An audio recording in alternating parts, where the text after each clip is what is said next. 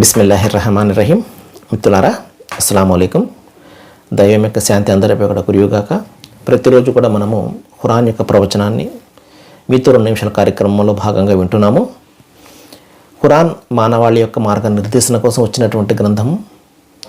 అది ముస్లింలు అనే ఒక వర్గం వారికి మాత్రమే సంబంధించినటువంటిది కాదు, విశ్వ మానవాళికి సంబంధించినటువంటి గ్రంథం. ఎందుకంటే దైవం అన్నవాడు ఒక్క ముస్లిం అనే వర్గానికి మాత్రమే దైవం కాదు. ఆయన మలికిన్నాస్, రబ్బున్నాస్, ఇలాహిన్నాస్ అంటున్నాడు. ఆయన మానవులందరికీ ప్రభువును, మానవులందరికీ చక్రవర్తిని, మానవులందరికీ కూడా ఆరాధ్యుని అంటున్నాడు. మహాశిలారా, ఆయన తన యొక్క మానవాళిని సంబోధిస్తున్నాడు. ఏం చెప్తున్నాడు అంటే 3వ అధ్యాయము 104వ వాక్యంలో, వల్తకుం మిన్హుమ్ ఉమ్మతున్ యదఉన ఇలల్ ఖైర్ వ తఅమరున బిల్ మారూఫ్ వ తన్హౌన అనిల్ మున్కర్ వ తుమినూన బిల్లాహ్.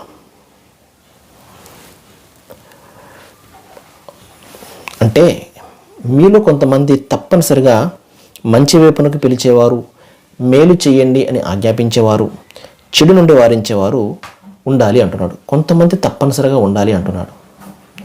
అంటే మానవులందరూ కూడా మంచి వ్యక్తులుగా ఉండరు కదా, అందులో ఒక గ్రూప్ అనేది తప్పనిసరిగా ఆ గ్రూపు మంచి కోసం పాటుపడుతూ ఉండాలి. ఎలైట్ గ్రూప్ అంటారు. మేధాశక్తి ఏదైతే ఉందో, సమాజం యొక్క మంచిని కాంక్షించేవారు, సమాజ శ్రేయస్సును కాంక్షించేవారు. వీరికి కులాలు, మతాలు లేకపోతే రాజకీయాలతో సంబంధం ఉండదు.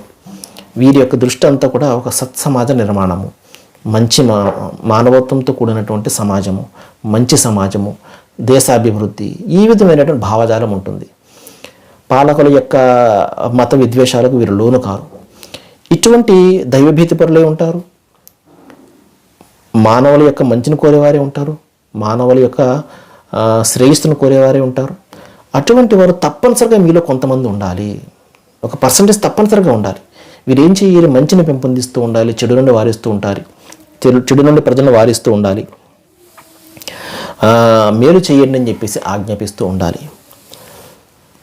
ఈ విధంగా చేస్తే ఏమవుతుంది? ఉలాయిక హుమల్ ముఫ్లిహూన్, ఇటువంటి వారు సాఫల్యం పొందుతారు. ఇటువంటి వారి ద్వారా సమాజానికి కూడా మేలు జరుగుతుంది, మంచి జరుగుతుంది, సమాజ నిర్మాణం స్థాపన జరుగుతుంది, సత్సమాజ స్థాపన జరుగుతుంది. అట్ ద సేమ్ టైం పరలోకంలో కూడా వీరికి సాఫల్యం అనేది దక్కుతుంది. సోదర మహాశయులారా, సోదరిమండలారా, కాబట్టి మనమందరం మన స్థాయి మేర ఒక మంచిని పెంపొందింపజేయడం కోసము, మంచి కోసం పాటుపడడం కోసము, ఒక మంచి సమాజ నిర్మాణం కోసము మనమందరం మన స్థాయిలో మనము కృషి చేస్తూ ఉండాలి. సర్వేజన సుఖనుభవంతో. Thank you very much. వాకిరుద్దవానా అనిల్ హమ్దులిల్లాహి.